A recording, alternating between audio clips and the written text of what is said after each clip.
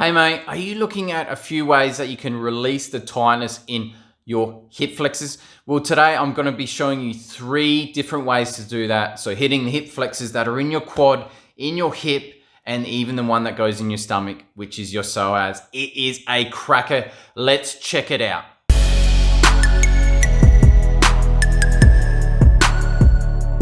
Hey mate, so when we're talking hip flexors, we're actually talking about quite a large group of muscles, okay? So one of the big ones that we've got is the psoas, which connects into the lower part of the spine. It actually goes across your hip, okay? We're gonna get into releasing that one, but also there's some ones that connect right into your hip area, which is like your TFL. So we're gonna foam roll those hip flexors around that area, but also going to hit the top part of your quad, okay? Because there is a muscle that helps with hip flexion, which is your rec fem. So what I recommend if you do have a bit of tightness in that hip area is to try one at a time of these and see which one gives you the most relief, okay? Because I don't want you to rolling around at home just hitting every part of your hip flex and not knowing which one is the problem one, okay? I don't want you to be wasting time with doing these. I want you to pick one of these 3 that give you the most bang for buck. Get it done before your workout so you can enjoy your workout a lot better. Okay, so the first one we're gonna get stuck into is the TFL, okay? So probably the hardest thing for this one is finding it. So what you want to do for this one is just pop your hand on your hip so you can find where the muscle is. And if you can watch where my knee is going here, is I'm gonna move it left to right like so, okay? And you should feel a muscle moving where your hand is. So it should be just where your pocket is. That's where we're gonna place the foam roller. So what you're doing is you're getting on that foam roller, not straight on with the foam roller, but a bit more on a 30-degree angle here. So I can feel that straight away. So I'm just rolling up and down, only rolling just a little bit in that area where your belt would normally go.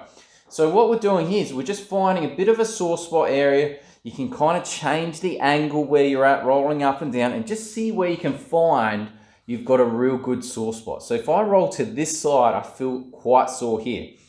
So once we've found a bit of a sore spot, we'll then change the way we're rolling there. So what we can do is we can bring our hip towards the floor and then away from the floor. So we're kind of rolling on a different angle on the foam roller, okay?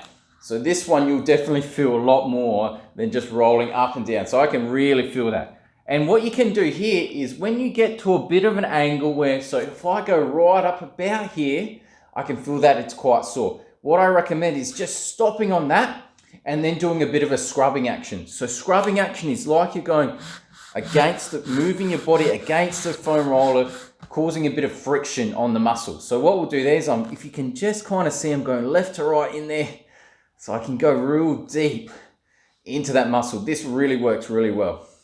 Then the last one is you stay in that sore spot and you're going to bend this leg up and then go in and out of internal and external rotation, okay? So see if I get my leg out the way there, you can see that I'm moving there. And when I go out to the side there, I can really feel that it's working into that muscle. Find the few things that work best for you, but I strongly recommend trying the scrubbing action. That really helps out. Okay, so for this next one, you're still gonna hold on to the foam roller and we're gonna try to foam roll the upper part of your quad. So this is going to attempt to try to get the rec fem, which is one of the hip flexors, okay? So you're gonna hit all sorts of muscles while doing this at the same time too. Just make sure with any foam rolling like this that you're not kind of slumping to the floor and just hanging off the bone. I want you to make sure to keep yourself in a neutral spine here so you don't get a sore back or a sore neck while you're doing this. So just make sure to think about that and you'll be fine while you're doing any of this stuff. So what we'll do is you place the foam roll here and we're just gonna focus on this top part here, just between the hip and the middle section of your quad, okay? So what we wanna do is kick out that knee to the side here and then I'm putting my quad, the top part of my quad, on the foam roller, okay? So it's gonna kind of look like this position. So if I bring the foam roller over here so you can see what I'm doing as I've got my knee cocked out like that.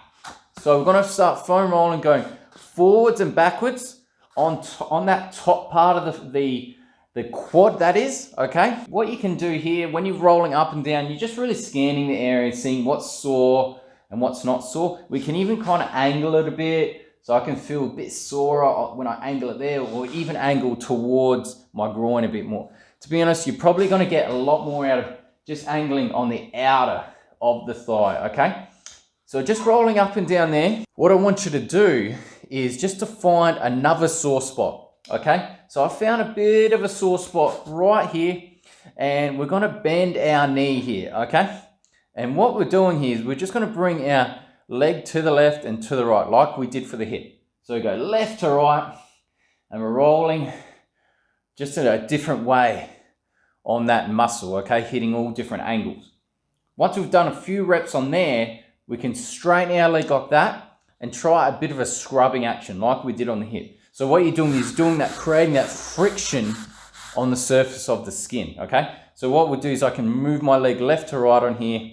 I do warn you that this will probably be the sorest thing you'll do here. Actually, I do lie, the next thing's probably worse. So what you'll do, create a bit of friction on that top part. And now we come to the very last one, which is the psoas release. I did save the best one for last. We're going to use a lacrosse ball for this one, but if you haven't done a psoas release before, please make sure to use a tennis ball first, because it can be quite uncomfortable and quite painful for some.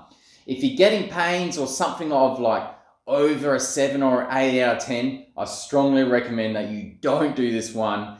And you get a professional to help you out with this one, because it can be quite painful. Anyway, we'll get on with it. So what we'll do is where you want to place the ball is, if we go where the belly button is here, we're just going to go to the sides here. So we're going to be hanging around this kind of area and hanging around that area.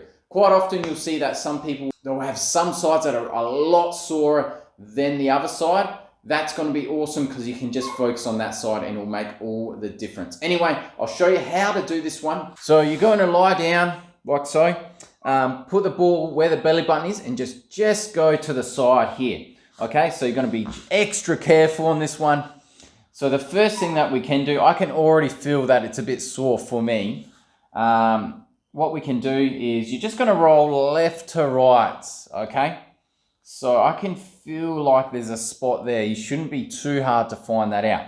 So here we're going rolling left to right, or even up and down, just to kind of find out what's been going on in there, okay? If you're finding that it's extra sore, you can place your stomach down here, and that should make it a little bit less sore when you're doing it, okay? So what we'll do is you're going left to right like that. Otherwise, you can lift up a little bit while you're doing it, and I can feel like it's putting that psoas on a bit more of a stretch, so I can get stuck into it more.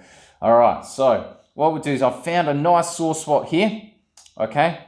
The first one we'll do the active release, so you can come down there, and then you're going to push up, and then go down like that. Push up, and down, okay? The last one that you'll do is, depending on what spot you're at, because it is a hip flexor, you should be able to get a bit of movement if you lift your leg up and down, okay? So you've got to find a good spot. You might have to go a little bit lower for that. So I think if I get it here, and then I lift my leg, I can feel that working as a bit of an active release there, okay? So I'm just putting that psoas in a bit more stretch. Yeah, I can really feel that. So give this one a go, give those other three a go, but just really take it easy here. And I really recommend that you start off with a tennis ball, okay? So really the lowest that I'm traveling here, if you look where my belly button is here, I'm just going from my belly button, and really the lowest that I needed to go was just a few, I don't know how long that is, or maybe like 10 or 15 centimeters just below there. You'll probably find the psoas release as the most intense. And what a lot of people do find, I myself, is when you stand up, you just feel like you've just got that extra space in your hips. So it's a fantastic way to do it. Like I said, just be cautious with this one because it can be quite intense. Okay, so there you have it. By getting those 3 releases in, you should be hitting the majority of those hip flexors. There's some releases out there where you can get stuck into the iliacus, but that can get really gross. I don't really recommend anyone trying out those, but I'd rather just go see a massage therapist to get that done. It is super awkward, okay? So anyway, give those a try, see which ones work best for you. Maybe pick one or even two you can do before your workout so you feel like you can open up those hips and get them more out of your workout, or just to get rid of that tightness, just so you feel great when you're doing your squats and feel like you can feel those hips really opening up. So if you find you're going in and out of the gym, you're getting out of tightness, and then when you go back to the gym, the tightness comes back, or you're getting out of pain, then the pain comes back every time you go back to the gym, click on the link down below for my free guide called The 7 Lifts to Bulletproof Your Body After Injury. I'll drop that link below so you can download that. Please make sure to give this a thumbs up, so if anyone who's got, wants to release their hips, they're more likely to see this video. And if you want to see more videos just like this, please make sure to hit the subscribe button so you can see more. My name's Adam, and I help you return to the gym and stay there.